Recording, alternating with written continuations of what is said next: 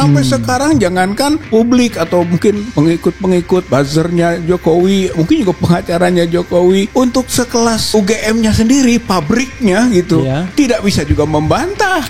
Tapi kalau misalnya proses waktu ini gitu kan, dengan pandangan-pandangan publik yang juga telah bergeser gitu, pembuktian juga semakin kuat, ya bukan hal yang tidak mungkin. Gitu. Ini bukan proses hukum per se, bukan hanya proses hukum saja, ini proses politik dengan menggunakan hukum. Berarti gitu kan, sebetulnya ada yang ditunggu juga sebenarnya, bagaimana sih kecenderungan politik dalam proses perkembangan ini. Ya itulah yang disebut jadi harapan, kemungkinan.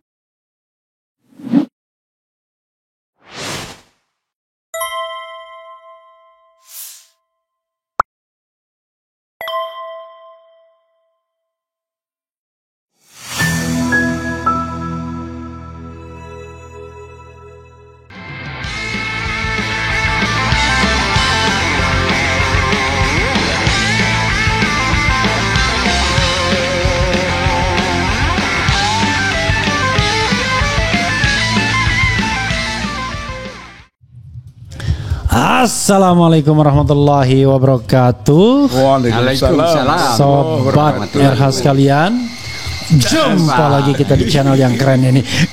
Keren. Luar biasa.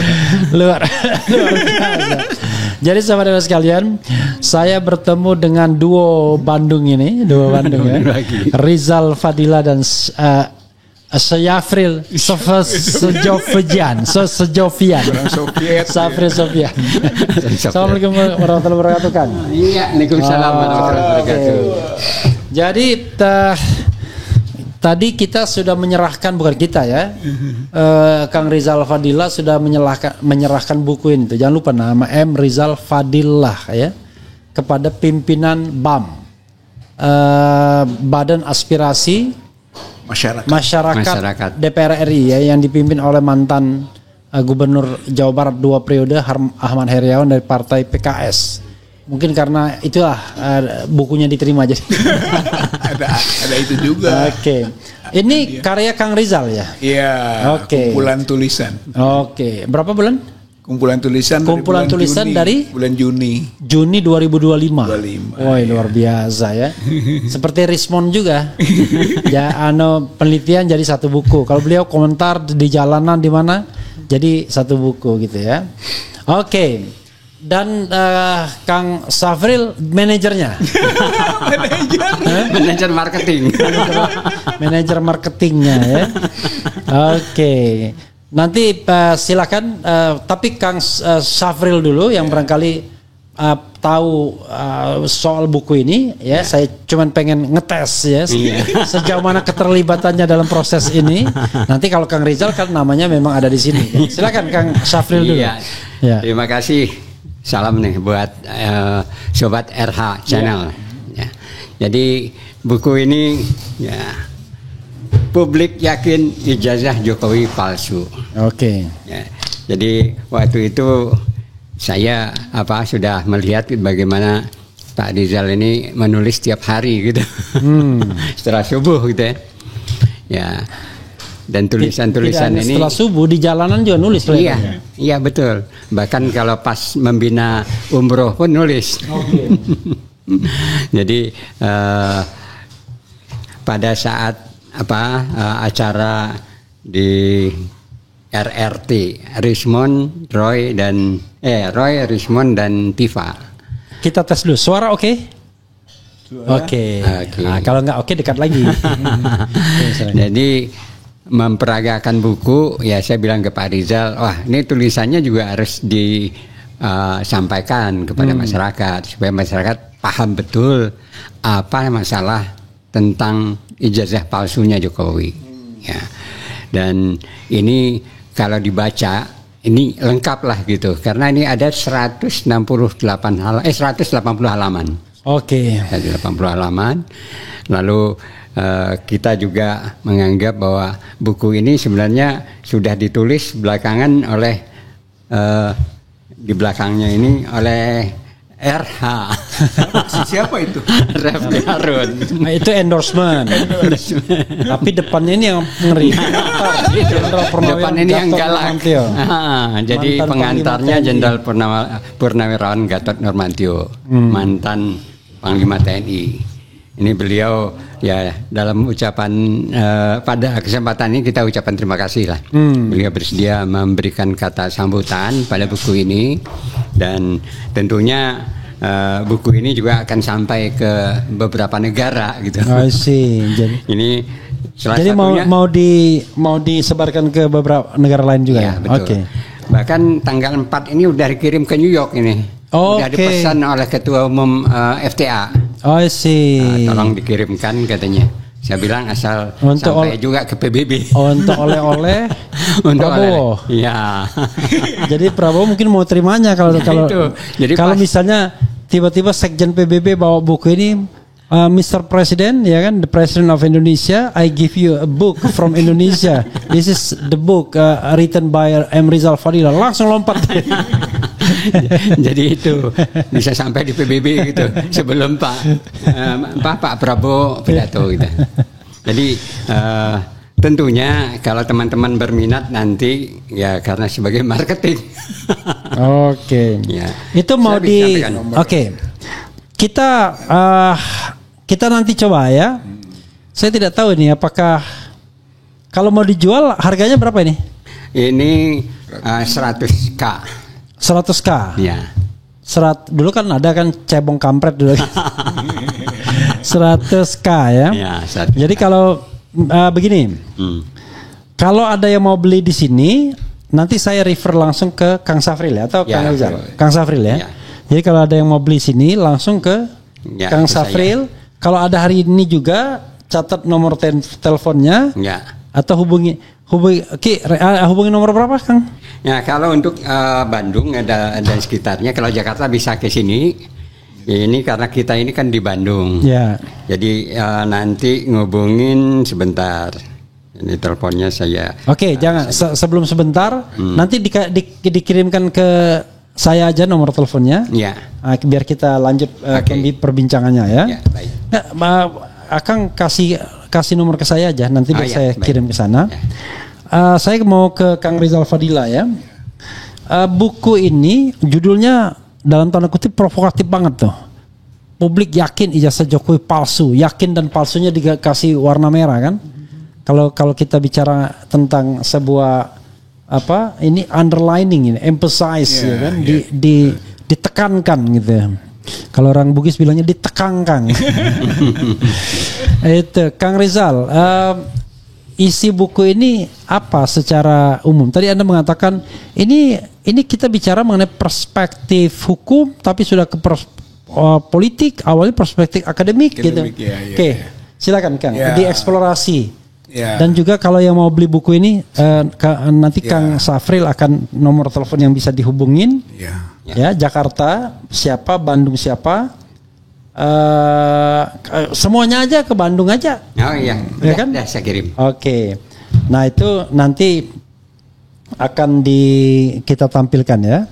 Hubungi siapa? Oke, silakan Kang. Ya, saya kira intinya buku ini adalah untuk mereka yang ingin mendalami gitu kan tentang polemik ijazah Joko Widodo yang awalnya orang bisa menganggap jangan-jangan asli begitu. Yang kemudian dalam proses-proses kelanjutannya ternyata pembuktian itu kan, dan karena juga Joko Widodo tidak pernah menunjukkan yang disebut asli itu gitu kan, maka sekarang terbalik opini publiknya itu menjadi itu palsu gitu. Karena kalau memang asli nggak begini dong polanya, caranya gitu. Nah karena itulah kemudian dieksplor gitu kan beberapa pandangan-pandangan publik gitu kan, kira-kira di media bagaimana gitu yang mereka merespon dan mengambil konklusi tentang ijazah ini kemudiannya gitu. Setelah lama tidak pernah sampai sekarang tidak pernah ditunjukkan ijazah Joko Widodonya gitu kan, sehingga semakin kuat keyakinan tentang palsunya itu gitu.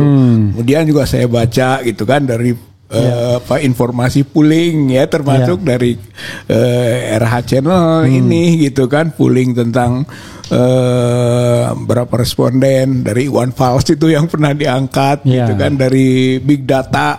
Saya kira persentasenya paling rendah kan 72%, kemudian ada 18%, bahkan ada sampai ke 92% gitu kan. Jadi itu adalah gambaran dari bagaimana publik melihat gitu. Makanya saya melihat ini mah publik gitu.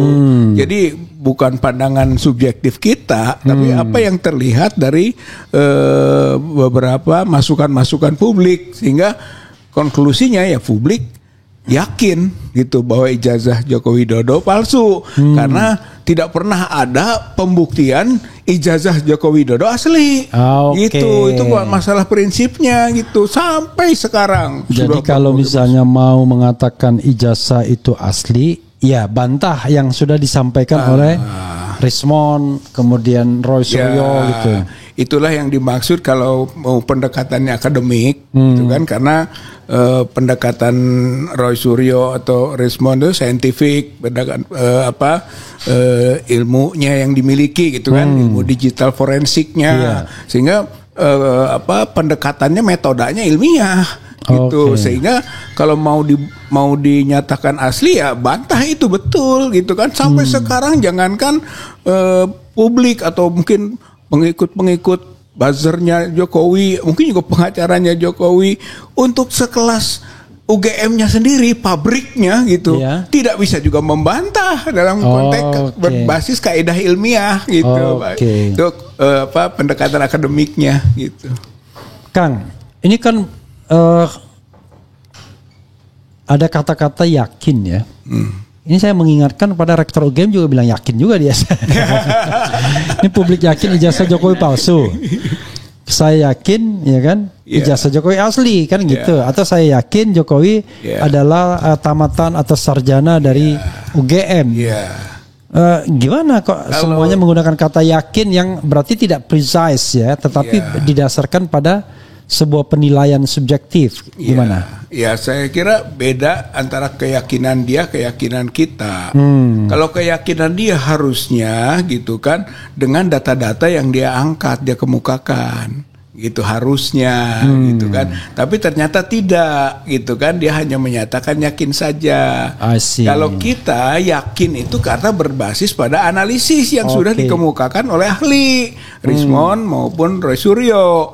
Data dasar itu gitu kan kemudian digambarkan dengan pandangan publik tadi gitu kan, baik pooling, big data dan sebagainya, maka nyambung ini yakin ini gitu. Jadi keyakinan berbasis analisis. Kalau itu sama sekali keyakinan zong, tidak punya dasar gitu. Kalau saya mah bedanya di situ kalau yakinnya. Kang Rizal. Coba sebutkan ya, mungkin kalau Kang Safril juga kalau mengikutin ya, silakan tambahkan. Coba sebutkan alasan-alasan berapapun ya, 1, 2, 3, 4, 5, 6 yang Kang Rizal sudah observasi untuk mengatakan, meyakini bahwa ijazah ini memang palsu. Silakan. Ya, dari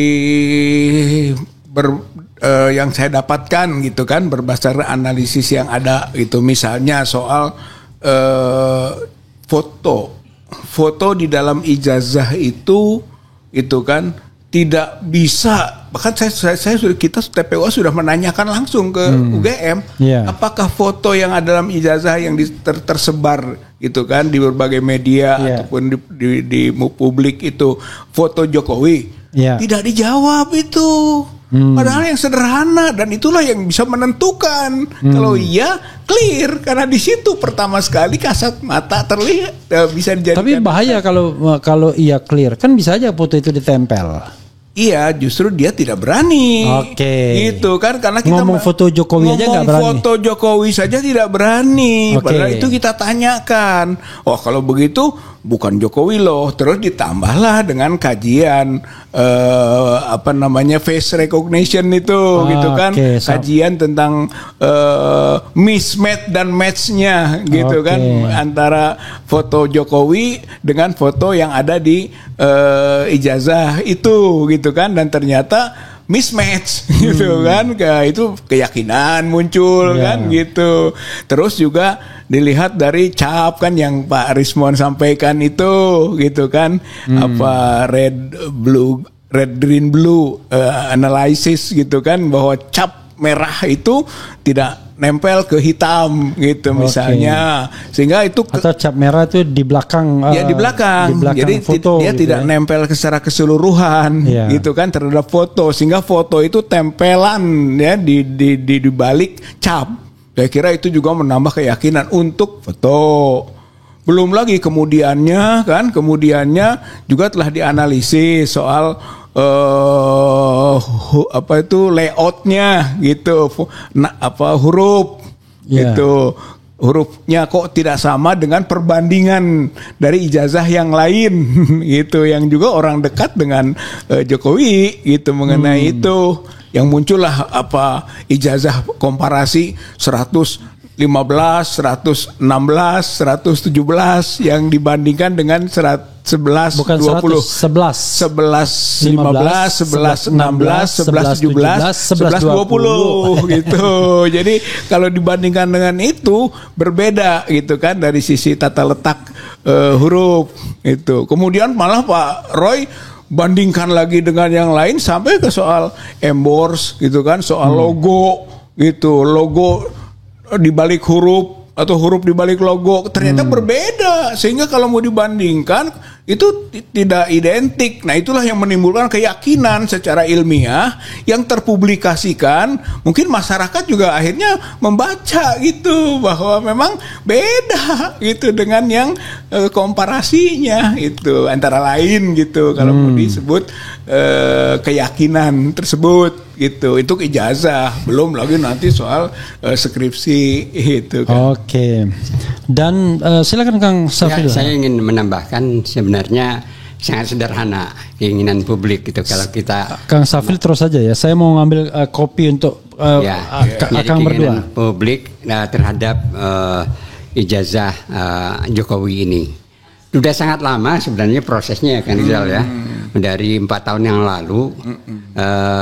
Lalu selama 4 tahun ini tidak pernah dimunculkan baik dengan pengadilan pidana, ya kan, maupun pengadilan perdata. Dan saat itu juga Jokowi adalah seorang presiden.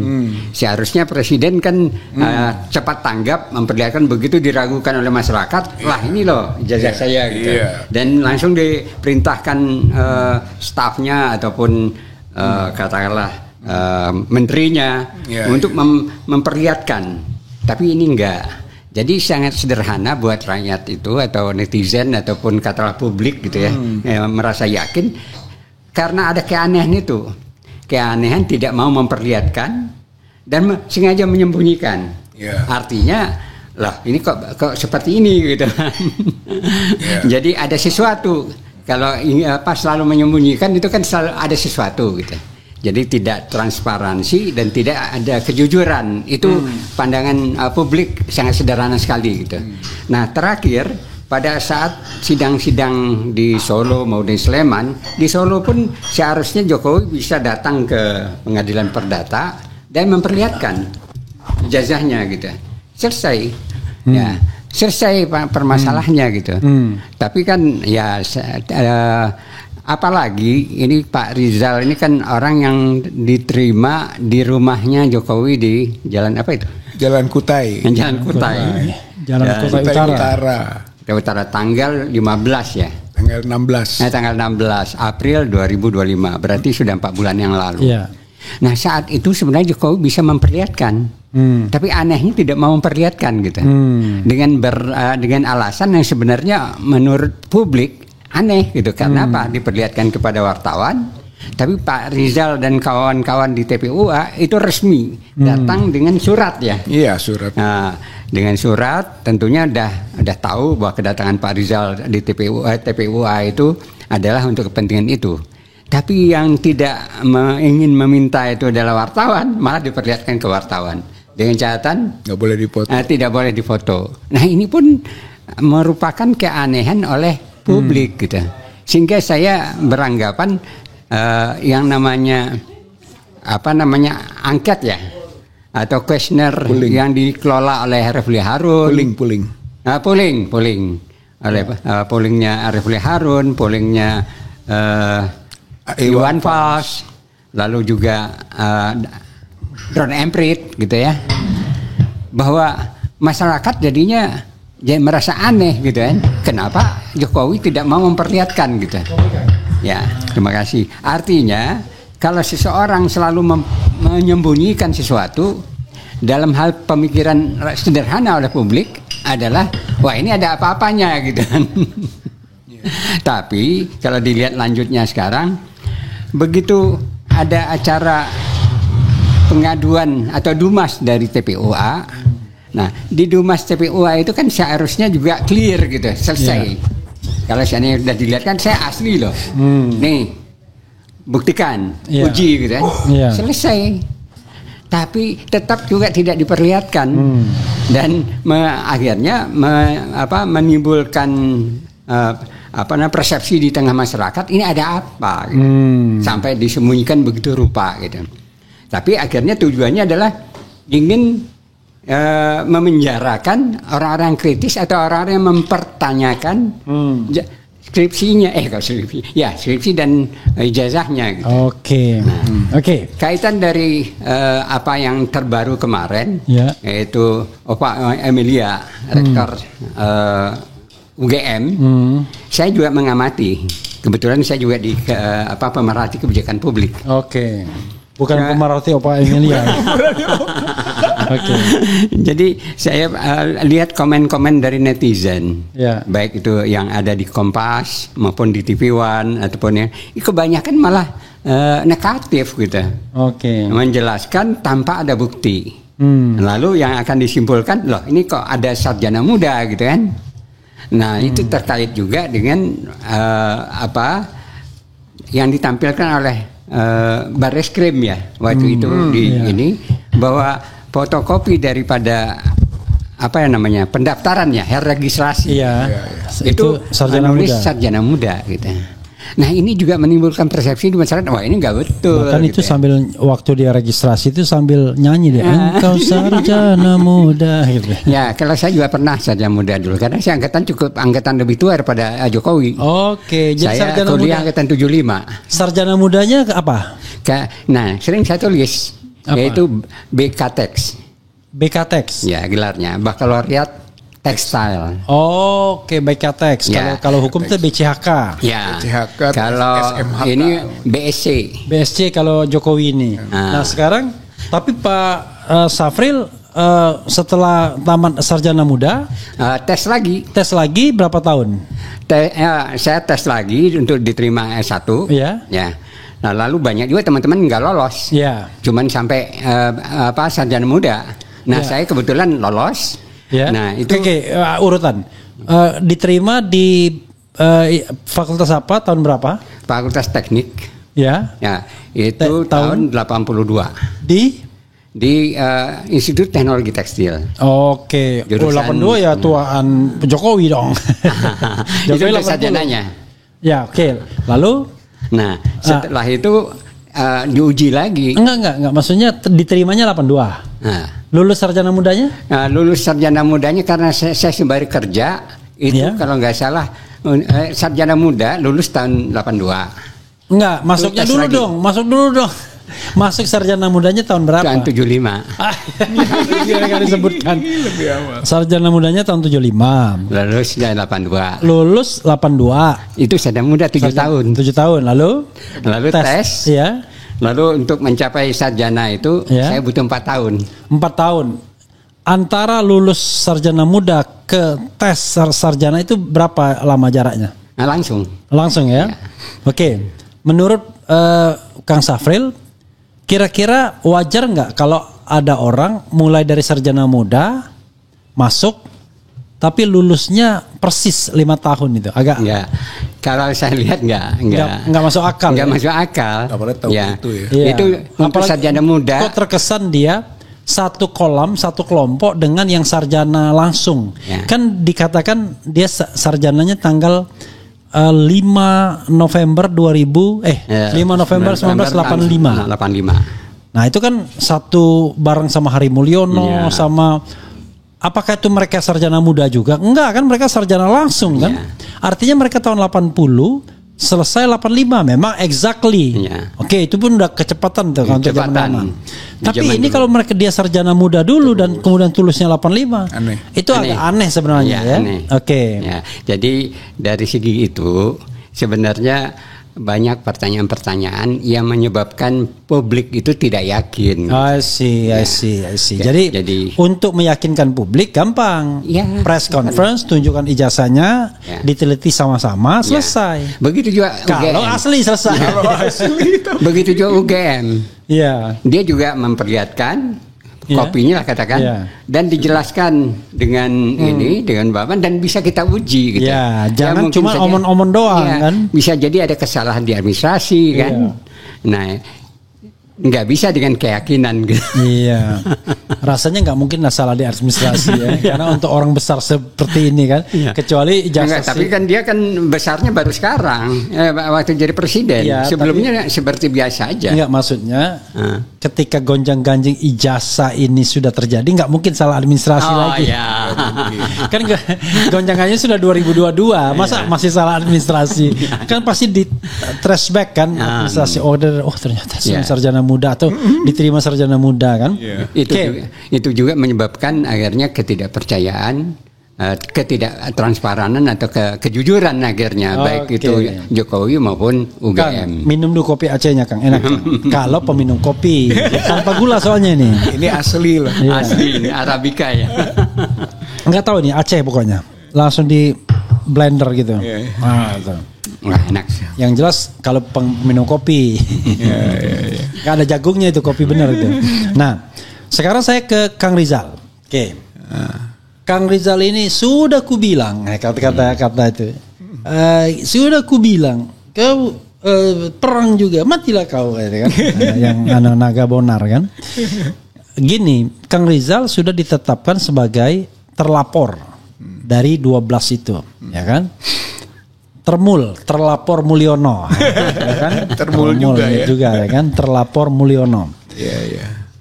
Bukannya tiarap, kok malah kesannya nantang-nantang tuh, bikin buku lagi gitu. Apa nggak kapok tuh dipanggil bolak-balik? Berapa kali diperiksa selama proses ini? 3 kali. 3 kali. 3 kali diperiksa, lalu sekali, di Polda 2 kali. Ya. Cuma kayaknya pemeriksaan kedua ini udah agak pinter nih. Pemeriksaan pertama agak royal gitu. Pemeriksaan kedua, gimana proses?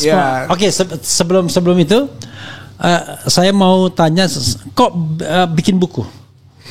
Iya, karena kelihatannya masyarakat tidak bisa hanya selintas-selintas. Perlu juga dia melakukan pengkajian gitu kan lebih dalam, baik pendekatan yang akademik ya, academical exercise gitu ya, seperti RRT buat gitu kan, apa itu namanya Jokowi's White Paper seperti itu. Tapi juga perlu yang pendekatannya sosiologis gitu kan, politis gitu, bahkan hukum. Saya kira perlu ada juga gitu yang seperti itu.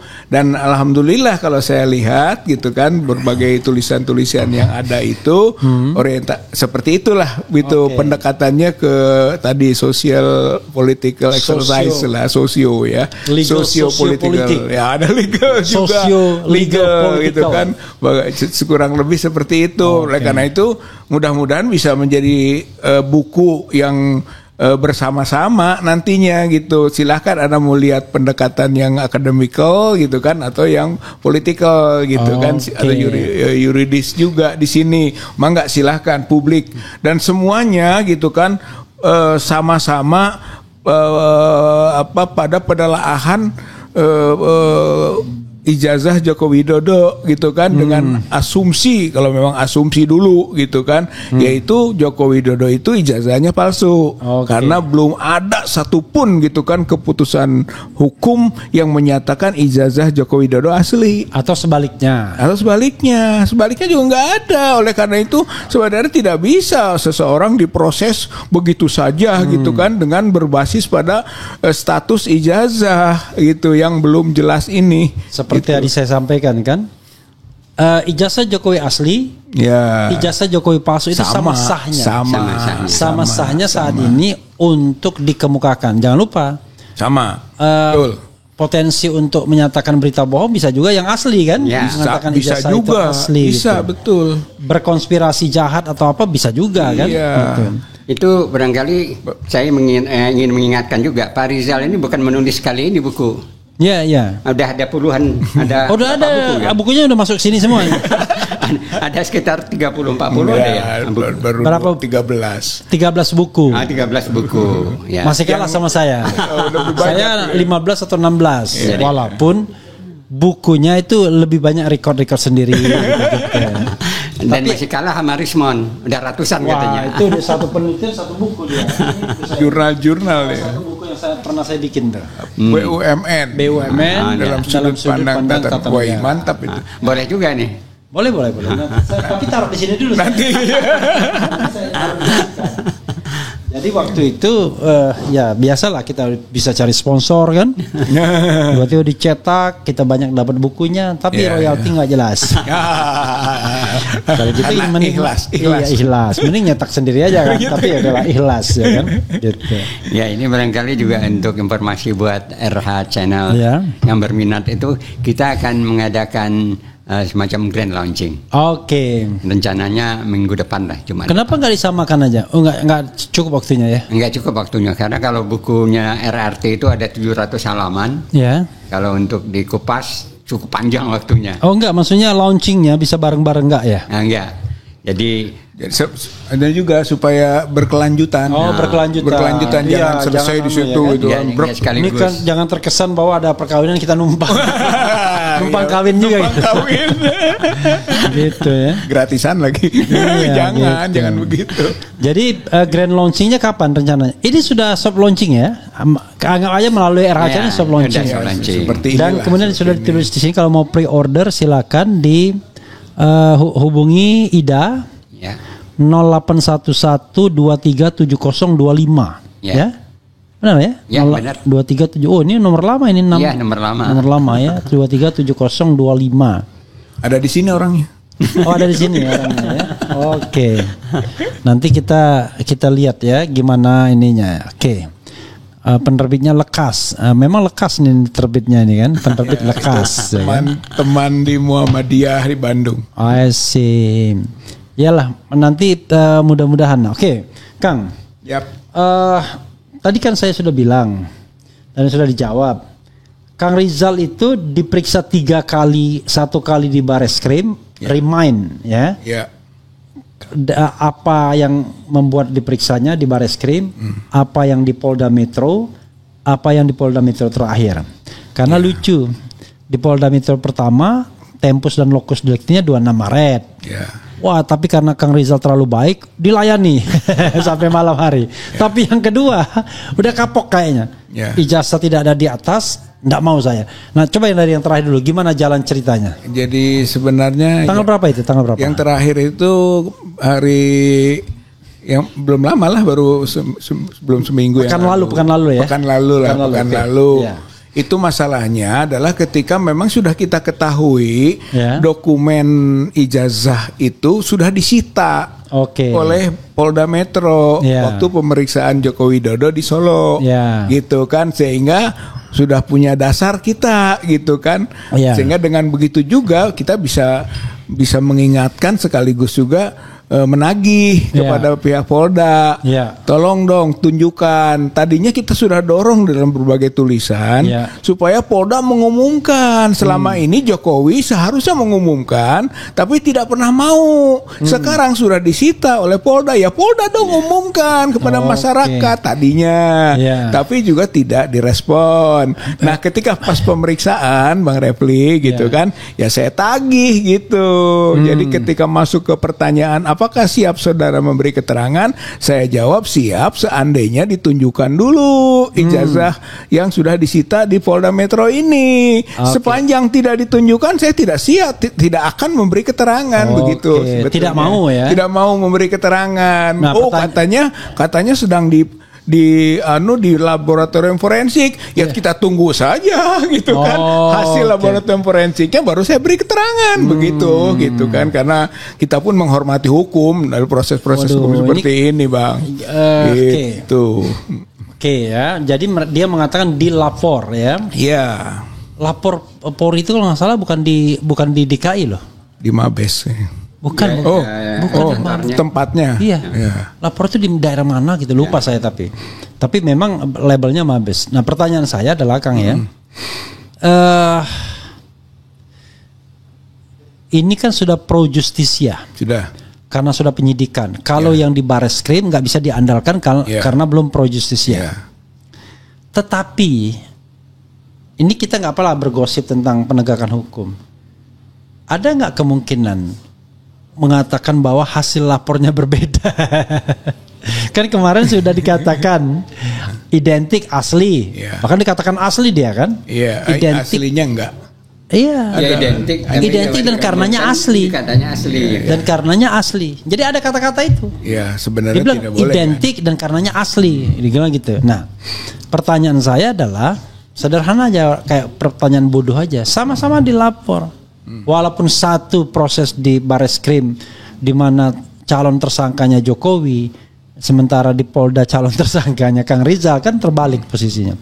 Tapi mungkin nggak ada hasil yang berbeda antara proses di Bareskrim yang sudah mengatakan identik asli, itu dua kata itu yang saya ingat betul, dengan hasil di Polda Metro ini dalam rangka pro justisia. Ya. Kalau dia tidak mau losing face, ya pasti dia akan konsisten. Itu kan, itu namanya nanti nekat. Gitu kan, dengan kesiapan untuk mendapat serangan-serangan publik lanjutan. Gitu kan. Kalau memang begitu. Tapi kalau misalnya proses waktu ini gitu kan, dengan pandangan-pandangan publik yang juga telah bergeser gitu, pembuktian juga semakin kuat gitu kan, ya bukan hal yang tidak mungkin gitu. Apalagi juga sebenarnya kita semua tahu bahwa ini bukan proses hukum per se, bukan hanya proses hukum saja, ini proses politik dengan menggunakan hukum. Berarti gitu kan, sebetulnya ada yang ditunggu juga sebenarnya, bagaimana sih kecenderungan politik dalam proses perkembangan ini. Ya, itulah yang disebut jadi harapan, kemungkinan gitu. Dengan begitu, halus ya beliau, tapi ketahuan.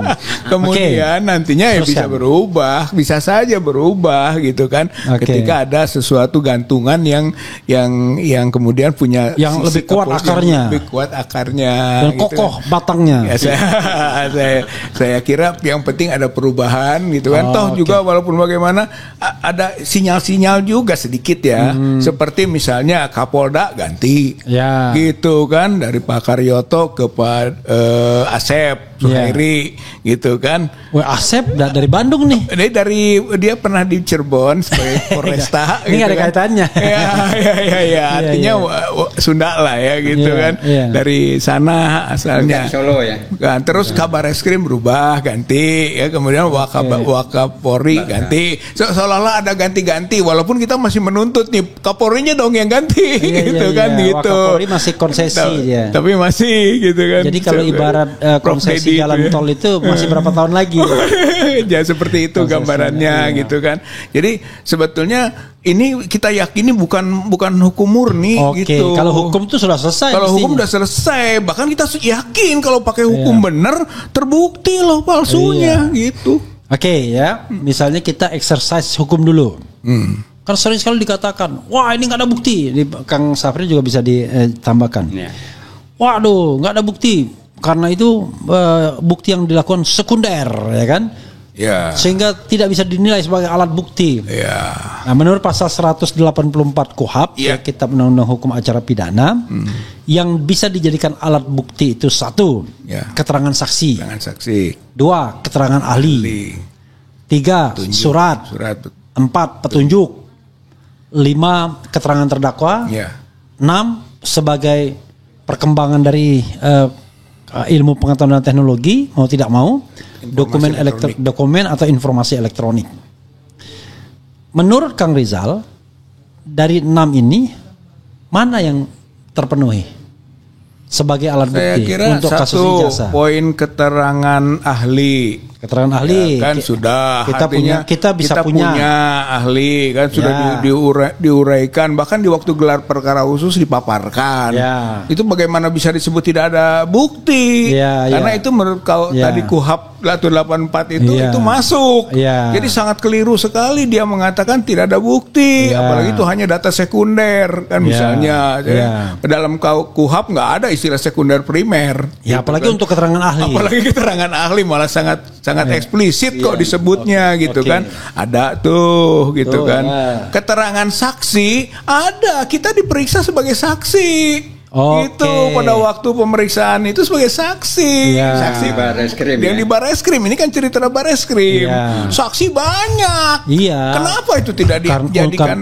Karena kalau untuk dua tuh. Jadi dua ya gelar perkara. 3 petunjuk. Petunjuk misalnya. Petunjuk itu sudah banyak masuk soal apa yang diuraikan oleh pihak Dr. Rismon, oleh Dr. Roy. Saya kira itu petunjuk. Kemudian juga sampai ke bahkan kita sebut soal pasar pramuka gitu Kasmujo itu petunjuk 122 SKS. Sarjana muda.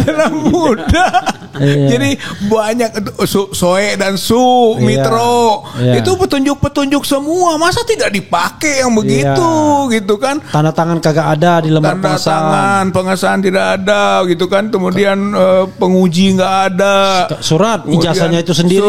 Surat ijazah karena ijazah udah 4 kali dipaparkan oleh dekan, oleh alumni, teman alumni katanya. Teman alumni, dekan, teman alumni dipaparkan juga, digambarkan gitu kan. Terus oleh Jokowi sendiri di depan wartawan yang sudah bisa dianalisis.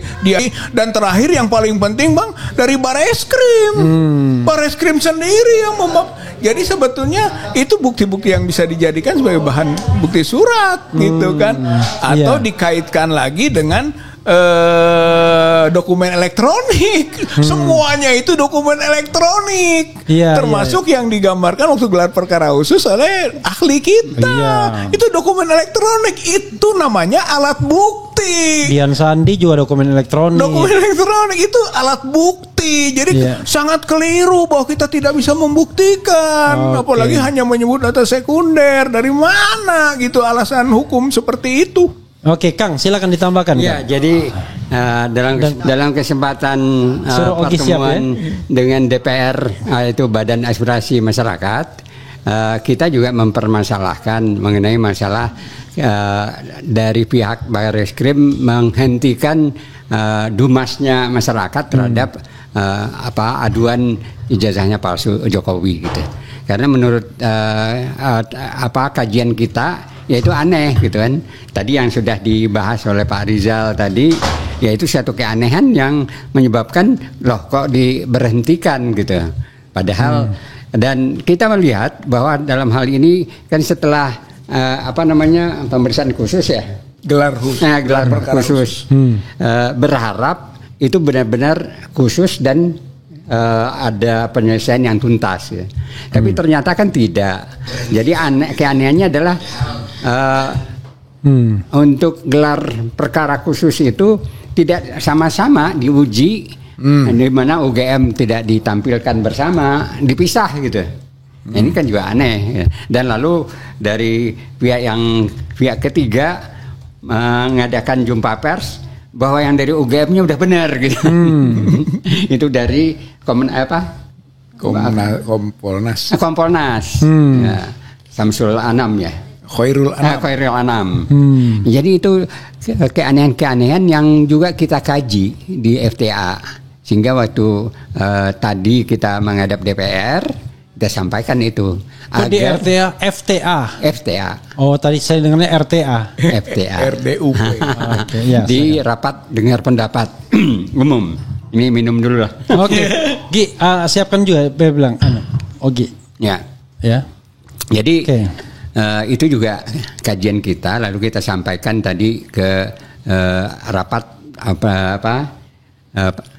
dengar pendapat umum di BAM, Badan Aspirasi Masyarakat. Ya, kita mintakan bahwa DPR memang harus segera memanggil Kapolri, khususnya juga memanggil Kapolda Metro Jaya dan memanggil yang terkait gitu ya. Polnos. Ya mungkin juga pelapor Jokowi. Dan juga yang terlapor gitu, yang 12 terlapor termasuk RRT, Rismon. Jadi kedua belah pihak lah ya. Ya, kedua belah pihak. Sehingga jelas dan itu tuntas menyelesaikan, daripada ini berkepanjangan. Ya bayangkan pengadilan ini bisa saja sampai 6 sampai 8 bulan prosesnya. Apalagi kalau tiba-tiba pakai penahanan segala gunakan pasal yang bukan pengaduan ya. Lalu nanti juga ada bandingnya, ada kasasinya segala macam. Nah, ini sepertinya dipelihara supaya apa? Jadi pembicaraan masyarakat terus, tapi kan jadi kehebohan. Apakah dari pihak mereka itu? Kalau pembicaraan masyarakat terus itu kalau asumsinya ijazah asli. Kalau ijazahnya ada asli, maka kehebohan itu dipelihara biar on the top dalam pemberitaan. Tapi kalau ijazahnya tidak asli, maka ini bukan dipelihara, tapi memang diulur-ulur permainannya agar kemudian lupa, nggak terbukti. Dan ini juga bisa sama. Ya, seakan-akan ini baru perkiraan ya.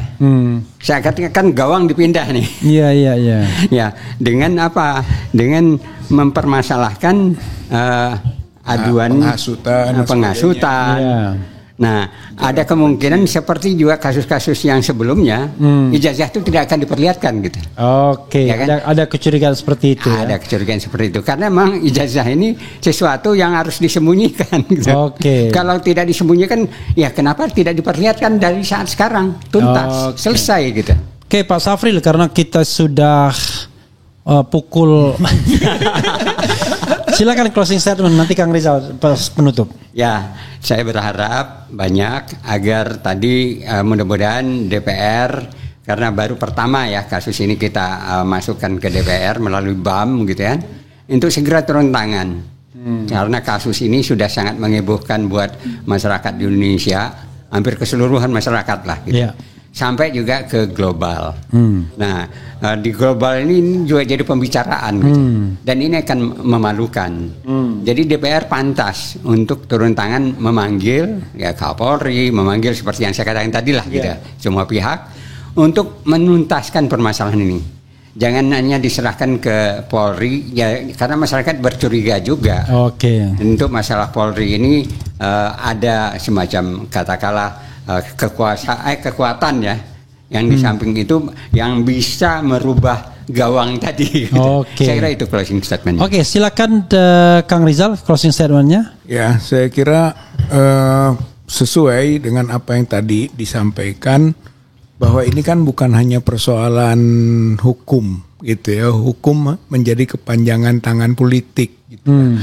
Jadi ketika tadi kita ke BAM itu mungkin relevan gitu ya, bahwa ini adalah persoalan politik yang menyangkut pejabat publik atau yang mungkin disebut mantan pejabat publik itu kan, yang memiliki dokumen yang diragukan kan gitu. Tapi ini ternyata proses-proses yang ada seperti penghentian penyelidikan di Mabes Polri, Bareskrim, kemudian berlanjutnya sampai saksinya numpuk. Sekarang ini banyak apa yang sedikit-sedikit saja nyinggung-nyinggung jadi saksi.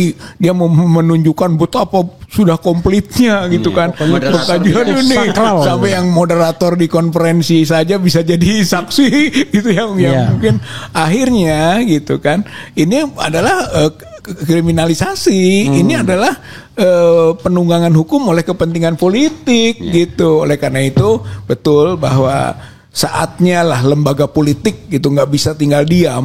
Kalau menurut saya, kalau memang dia punya rasa tanggung jawab juga terhadap penghentian kegaduhan ini, karena kegaduhan ini bukan disebabkan oleh penelitian penelaahan atau pengkritisan, tapi kegaduhan ini disebabkan oleh perilaku daripada Joko Widodo sendiri gitu kan, yang ternyata diproteksi oleh aparat penegak hukum gitu kan, yang menyebabkan kegaduhan ini menjadi panjang gitu. Oleh karena itu saya kira lembaga politik seperti DPR gitu kan nggak boleh diam saja, walaupun muncul juga skeptisme kita terhadap lembaga kerja DPR gitu kan, tapi sekurang-kurangnya untuk hal yang sangat mendasar inilah gitu cobalah berbuat gitu. Dan kalau tidak juga tetap saja publik akan melakukan upaya-upaya untuk membongkar gitu kan ketidakbenaran ini, kepalsuan ini, kebohongan ini gitu kan, penipuan ini gitu kan, sampai kepada pembuktian dari kebenaran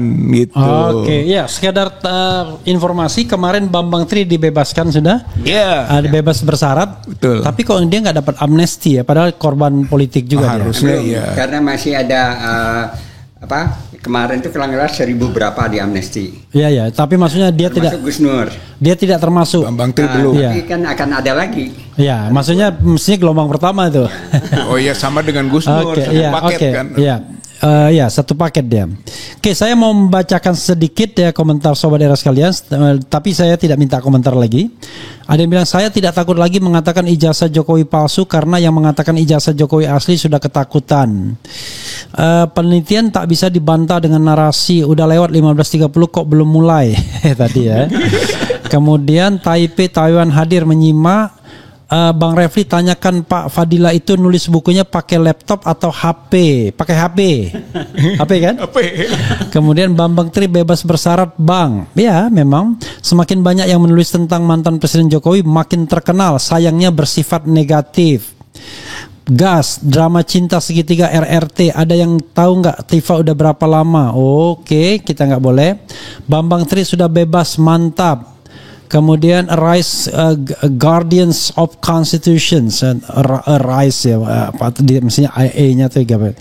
Kemudian alhamdulillah Arise. Pak Betri bebas. Tanggal 28 besok demo buruh di gedung DPR. Mari kita balas water cannon mereka dengan 13 tangki personil sedot WC. Geber guna orang-orang jahat. Bagus, buku bagus Bung, straight to the point ya. Kemudian hubungi sutradara Hollywood buat film kisah nyata ya. Luar biasa. Mumpung lagi ngetop. Dan lain sebagainya ya. Mudah-mudahan ini bisa memberikan jawaban terhadap hal yang kita patut tanyakan. Begitu saudara sekalian, saya seperti kernet yang harus menutup pintunya cepat-cepat karena mobilnya mau jalan. Wassalamualaikum warahmatullahi wabarakatuh. Waalaikumsalam warahmatullahi wabarakatuh. Alhamdulillah.